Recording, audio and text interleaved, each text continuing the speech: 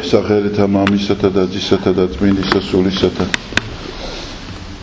დღეს არის კვირა მეზვერისა და ფარისევლის და ამ დღეს ჩვენ წავიკითხეთ ლუკა მახარებლის სახარება, სადაც მაცხოვარი ყვება პატარა იგავს, რომლითაც დღეს ეკლესიას უნდა რომ შეგვახსენოს ძალიან მნიშვნელოვანი რამ. იგავის შემდეგში მდგომარეობს, რომ ორი კაცი ავიდა სალოცავად, ერთი ფარისეველი, ერთი მეზვერე. ფარისეველი მადლობდა ღმერთს, იწერდა პირჯვარს და ამბობდა, რომ მადლობ შენ ღმერთო, რომ არ ვგევარაი ამ მეზვერეს. მე ორჯერ ვიმარხ ყოველდღე, ვიცავ შენ წესს, ჩვეულებებს და ქველმოქმედებ. მეათეც ვაძლევ ჩემო ნაგებისას გაჭირვებულებს. ესე მადლობდა და თან ზევიდან უყურებდა მეზვერეს, რომელიც მუხმოდრეკელი იდგა და ვერ ბედავდა ზე ახილვას, გრძნობდა რა თავის სოდვებს, მხოლოდ ერთ რამეს ამბობდა, ღმერთო მიხინე მეწოდვილსა ამას და შემიწყალე. და გეტყვით თქვენ, ამბობს მაცხოვარი, რომ მეზვერე გამოვიდა მართალი, ხოლო ფარისეველი ტყუანი. ვინაიდან ვინც აღიმაღლოს თავითვისი, იგი დამდაბლდეს, ხოლო ვინც დაიმდაბლოს თავითვისი, იგი ამაღლდეს. აი შეგონება, რომლითაც თავდება დღევანდელი წაკითხული სახარების ამონარით. ბევრჯერ მოგვისმენია ეს იგავი, ძალიან კარგათაც გაგვიაზრებია, მაგრამ როგორც იტყვიან გამეორება ცოდნის დედა და ამიტომაც ყოველთვის ახლებურად უნდა შევხედოთ და შევეცადოთ გავიაზროთ რისი თქმა უნდა ამით მაცხოვარს. ნუ მარტივია ხო, ვინც ამაღლოს თავისთვის, ვინც ამპარტავანი იყოს, ვინც ქედმაღლობდეს, იგი დაამდაბლოს ღმერთმა. ხოლო ვინც თავდაბალი იყოს და თავდაბლობით ცხოვრობდეს, იგი აღამაღლოს ღმერთმა. და ფარისეველი, რომელიც თითქოს რით არის ეს ადამიანი ცუდი. საერთოდ ფარისეველი იყო დაჯგუფება ხალხის. ეხლა დღეს არის ცუდი კლინობითი ფორმა და ადამიანის ცბიერ მატყუარა და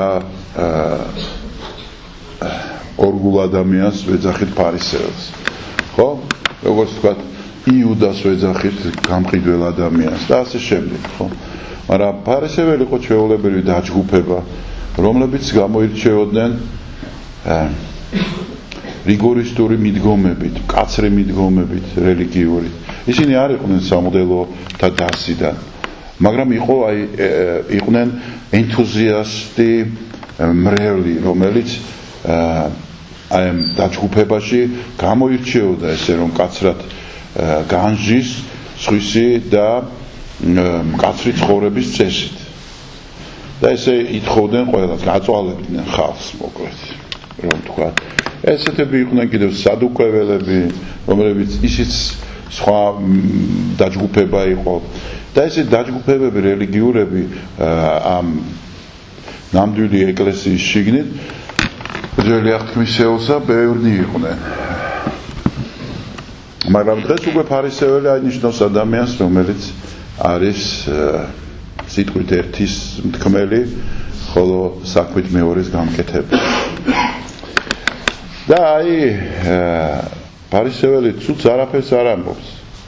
რადგან ჩვენ ქრისტიანები, მართლმადიდებელები ზუსტად ესე არ ვიქცევით, რომ მადლობთ ღმერთს, რაც ვიცით, რომ ძალიან კარგია. გულში არ ვამბობთ, რომ ჩვენნაირები არავინ არ არის. რადგან ყველას ზევიდან არ უყურებთ, ვინც არ არის მართლმადიდებელი. ვინც მორწმუნეები ვარ და ეკლესიაში დავდივართ, განა ვინც არ დადის, იმათ ზევიდან არ უყურებთ. არ ვიძახით რომ ესენი ურჯულოები არიან, ესენი არაფრის მაქნისები არიან, უღმერთოები არიან, 1000 ეპითეტით ხმამაღლა თუ არა, შიგნით მაინც ხო ესე ვფიქრობთ. და გამოდის რომ ჩვენ არა ვართ მეზვერეები, იმიტომ რომ მართლა არა ვართ, ხო, ნუ რაღაც ასეთი კაფიო დიდ სოდვას, როგორიც არის ასეთი ჩაგვრა ადამიანების და გაცამწერება და ადამიანებისგან უკანასკნელი სარჩოს წართმევა და ასე შემდეგ, ასე დიდ სოდვას შეიძლება არ იყოს ადამიანი, მაგრამ ვიცით რომ ჩვენ მეზვერე უნდა ვიყოთ. ანუ ჩვენი ადგილი ამ სახარებიდან არის მეზვერე, მიგვითით ამაც ხორმა ფარისეველი არ იყო, იყავი მეზვერე. არ აღიმაღლო თავი, არამედ დაიმდაბლე. არ გაიხარო იმით რომ სხვა სოდვას დაუნახავ, არამედ შენ სოდვებს მიხედავ. და ერთმა მოსრებულმა თანამედროვე ღვთისმეტყველმა ძალიან უბრალოდ ჭკვიანმა ღვთისმეტყველმა მოსრებულად თქვა, რომ ჩვენ ვართ მეზვერეები, რომლებიც ზევიდან უყურებთ ფარისევლებს. და ვიძახით, რომ აი ესეთი როგორც ფარისევლები არიან, ჩვენ არა ვართ. რამდენი ადამიანისთვის გვითქვია, რომ ფარისეველია ის? არა? გვითქვავს ბევრისთვის. დღეს განსაკუთრებით Facebook-ში არის ლანძღვაგინება ერთმანეთის, სხვისი ლანძღვაგინება, ისეთი სიტყვებით გამოდის ადამიანი, რომ მე მგონია, რომ საერთოდ სახარება არც არასდროს წაუკითხე, ან თუ წაუკითხია, მგონია, რომ ეს ხვაზეა დაწერილი და არა თავის თავზე. სახარებას როცა კითხულობ, შენი თავი უნდა იპოვო იქ. მეზობელი კი არ უნდა იპოვო. ვიღაც პოლიტიკური მოწინააღმდეგე კი არ უნდა იპოვო. ეხლა გირჩის ლიდერი გამოვიდა ერთ-ერთი, რომელიც ამბობდა, რომ ნამდვილი ქრისტიანები ჩვენ ვართ, თქვენ ვიხართ ეკლესიაში. ჩვენ ვართ ქრისტიანები, ნამდვილი. წარმოიდგინეთ ამ ხელა ამ პარტაუნება უნდა გქონდეს ადამიანს, რომ ეკლესიაზე ამბობდეს, რომ ჩვენ ვართ ნამდვილი ქრისტიანები. მაგრამ შორს რატო წავედით, ჩვენც ხო ვამბობთ გულში ესე. ჩვენც რო სხვას მიუთითებთ, იცუქნევთ და ვამხელთ. განსაკუთრებით სამოდელოებას ჩვენია, ხო? თითქოს ჩვენი საქმე არის სხვათა მხილება. მხილება. და უცებ რო შემოგიტრიალდება, უფალ და გეტყვის, რომ სარკეში რო ჩაიხედო, არ გინდა რომ კიდევ ერთხელ გადაამოწმო სამხილებელი ვინ არის. ეს გზა სიმდაბლის არის გამორჩეული გზა, მერწმუნეთ. ყველაზე დიდი, რაც ღმერთმა გვასწავლა, რაც განარჩევს ქრისტიანობას სხვა რელიგიებისგან, ეს არის აი სიმდაბლის გზა. თქვენ გონიათ, რომ სხვა რელიგიებში სიყვარული არ არის, ვაჟკაცობა, თავდადება, სიბრძნე, სიმართლის მოყარეობა არ არის? როგორ არ არის? ყველაფერი. მაგრამ აი სიღრმე სიმდაბლისა ნამდვილად აკლიათ სხვა რელიგიებს. და ამ სიმდაბლის გზაზე ჩვენ უნდა შევსდგეთ. იმიტომ რომ არ არსებობს სინანული სიმდაბლის გარეშე. და სინანული ხო, აი გზა არის ქრისტემდე. ჩვენ ხო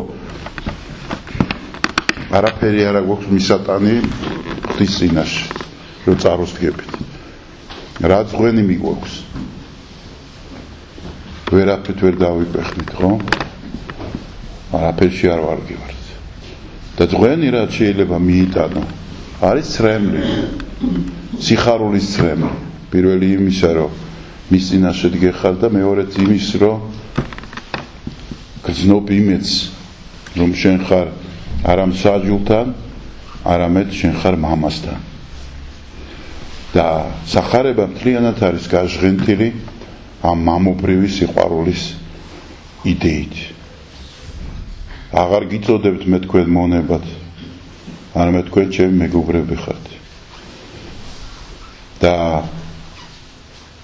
ქრისტიანობა და მაცხოვარი პირველ რიგში იმაზე ლაპარაკობს, რომ სხვანაირად შენთან ურთიერთობა არ უნდა.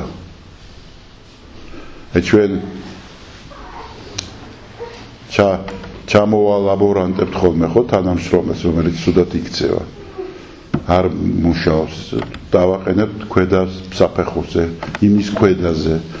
რაღაც ეს იერარქია არსებობს.